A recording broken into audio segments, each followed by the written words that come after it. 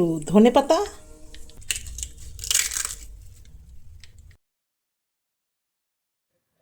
আজকে বানাবো মটর ছোলার ঘুগনি। এটা আমাদের বাড়িতে সবাই খুব পছন্দ করে। এটা ওভারনাইট আমি ভিজিয়ে রেখেছিলাম, ভালো করে জল দিয়ে ধুয়ে নিয়েছি। এবারে ভালো একটু জল দিয়ে দেবো, আর সাথে দিয়ে দেবো নুন। ব্যাস, দেবো না, একটা সিটি দেবো, তাহলেই কিন্তু হয়ে যাবে। বেশি সিটি দিলে কিন্তু গলে যাবে। আর আমি এর সাথে আজকে বানাবো পাকোড়া। ঘুগনির সাথে পাকোড়া দিয়ে কখনো খেয়ে দেখবেন, বেশ ভালো লাগে। তো আমি 3 রকম ডাল নেবো, মুগ ডাল, মসুর ডাল, আর নিলাম এটা ছোলার ডাল। এবারে এটাকে ভালো করে আমি জল দিয়ে ধুয়ে একটুখানি ভিজিয়ে রেখে দেবো। এগুলো ডালগুলো তো খুব তাড়াতাড়ি ভিজে যাবে, তো ভালো করে ধুয়ে নিতে হবে। তো চলুন এটা ভালো করে ধুই নিই। আর দেখুন বন্ধুরা, এটা ধোয়া আমার হয়ে গেছে, এটা থাক। নমস্কার বন্ধুরা, আমার রান্নাঘরে আপনাদের সবাইকে স্বাগত।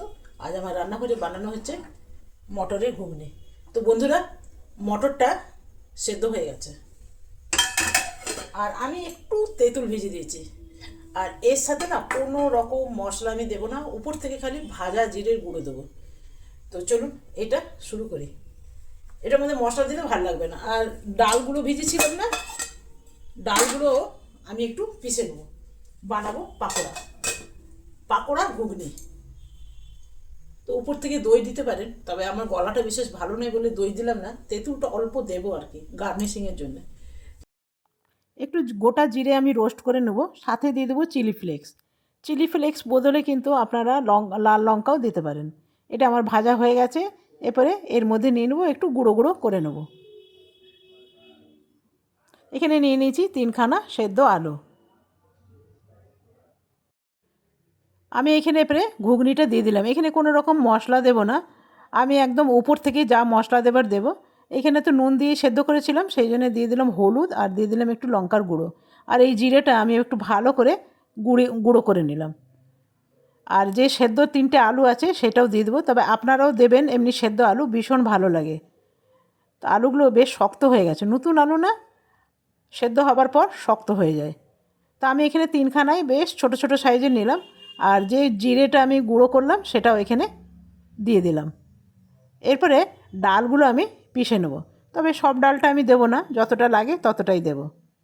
ব্যাস, এরপরে এর মধ্যে দিয়ে দেবো আমি, এই ডালটা আমি রেখে দিলাম। এখানে দেব কাঁচা লঙ্কা, আর দেব একটু আদা। আর এর মধ্যে ডালটা যে পিষবো না, কোনো রকম জল দেব না কিন্তু। এইখানে দিয়ে দেবো নুন। এরপরে আমি পেস্ট বানিয়ে নেবো বিনা জলে, কিন্তু জল দেওয়া একদম যাবে না। আর একটু যেন পেশাটা দানা দানা হয়, এই যে ঠিক এমনি যেন হাতে লাগে আর কি, সেই রকম। এই যে দেখছেন কোথাও কোথাও ডালটা রয়ে গেছে, এই রকমই কিন্তু পিষতে হবে। এর মধ্যে এরপরে আমি কিছু মশলা মেলাবো, সেটা আপনাকে বলে দিই। এখানে দিয়ে দেবো, মশলা নয়, এটা মেলালাম 1 চামচের মতন চালের গুঁড়ো। আর এখানে একটু পেঁয়াজ কেটে নিচ্ছি। এর মধ্যে পেঁয়াজের পাকোড়ার মধ্যে দেবো একটু পেঁয়াজ। তবে পেঁয়াজটা জানেন ভালো না, কীরকম, এই যে দেখছেন এইগুলো যদি থাকে না, তাহলে কাটতে খুব অসুবিধা হয়, এই শক্ত মতন একটা কাঠি। তো পেঁয়াজটা একদম কুচু কুচু করে কেটে নেব। ব্যাস, পাকোড়ার মধ্যে একটু পেঁয়াজ দিয়ে দেখবেন বেশ ভাল লাগে। তো আরেকটু আমি একদম মিহি কিমার মতন করে নিলাম, এটা দিয়ে দেবো, সাথে দিয়ে দেবো একটু ধনেপাতা। তো দেখুন এটা মিলিয়ে নিলাম, আর সাথে দিয়ে দিয়েছি একটু ধনেপাতা আর কাঁচা লঙ্কা। এরপরে এটাকে বানিয়ে নেব পাকোড়া। এটা এমনি চায়ের সাথেও খেতে ভালো লাগবে, আর ঘুগনির সাথে তো ভীষণ ভালো যায়। নুনটা আমার কম মনে হচ্ছিল জানেন, সেই জন্যে আরেকটু দিয়ে দিলাম নুন। আর একটু ভালো করে মেখে নেব। এর মধ্যে কোনো রকম সোডা টোডা দেবো না, এটা এমনিই খেতে ভালো লাগবে। তো ঘুগনিটা দেখলাম আমার একদম তৈরি হয়ে গেছে, দেখছেন খুব সুন্দর টেস্ট হয়েছে। এরপরে পাকোড়াগুলো আমি করে নেব। ঘুগনিটা হয়ে গেল, এর জন্য বসিয়ে দেবো একখানা কড়াই, আর দেবো তেল। এরপরে একদম ছোট ছোট করে পাকোড়া বানাবো।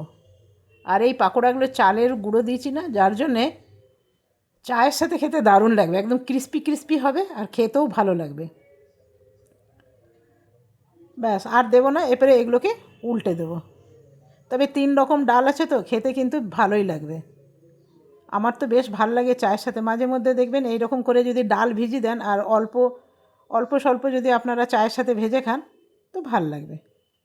এটা আমার ভাজা হয়ে গেছে, তবে এটা আমি ডালের ভিজিয়েছি, আপনারা চাইলে কিন্তু বেসনেরও করে নিতে পারবেন। যদি চটজলদি থাকে তাহলে বেসনে পাকোড়া করলেও কিন্তু ভালো লাগবে।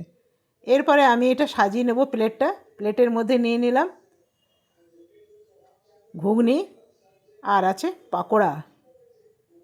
একদম দোকানের স্টাইলে বানাচ্ছি কিন্তু, জানেন, ওই রকমই একটা প্লেট নিয়েছি আর উপর থেকে দিয়ে দেবো আরও কিছুগুলো পাকোড়া। এই রকম করে একবার খেয়েছিলাম, জানেন, দোকানে ভীষণ ভালো লেগেছিলো, যার জন্যে আপনাদের কাছে নিয়ে এলাম। উপর থেকে দিয়ে দেবো পেঁয়াজ, ধনেপাতা আর দিয়ে দেবো একটু তেঁতুলের জল। তেঁতুলের জলও দিতে পারেন, আবার দইও দিতে পারেন, সেটাও ভীষণ ভালো হয়। এরপরে ভাজা জিরের গুঁড়োটা এটাও দিয়ে দেবো উপর থেকে, ব্যাস। এরপরে দিয়ে দেবো একটুখানি লঙ্কা গুঁড়ো আর এটা দিলাম একটু চাট মশলা। আর আমার কাছে কিছু ফুচকার পাপড়ি আছে, সেটাও দিয়ে দেবো। একদিন বাড়িতে ফুচকা বানিয়েছিলাম, তো বেশিরভাগ সব পাপড়ি হয়ে গেছে, তো ঘুগনিতে কাজে চলে এলো আমার। তো আজকে তৈরি হয়ে গেল আমার হোমমেড ঘুগনি, পাকোড়া ঘুগনি বলতে পারেন। এটা কখনো বানিয়ে এইভাবে করে খেয়ে দেখবেন, তারপরে আপনি বলবেন যে হ্যাঁ ভালো হয়েছে কি খারাপ হয়েছে। তো আজকের মতন এখানেই শেষ করলাম। যদি ভালো লাগে তো একটা লাইক করতে একদম ভুলবেন না, আর ভিডিওটা কেমন লাগলো কমেন্ট করতে একদম ভুলবেন না। তো চলুন এটা আমার হাজব্যান্ডকে দিয়ে আসি। হাজব্যান্ড বসে আছে এখন মোবাইল আর ল্যাপটপ নিয়ে, তো দিয়ে দিলাম। খেয়ে দিয়ে বলছে কি না খুব সুন্দর হয়েছে।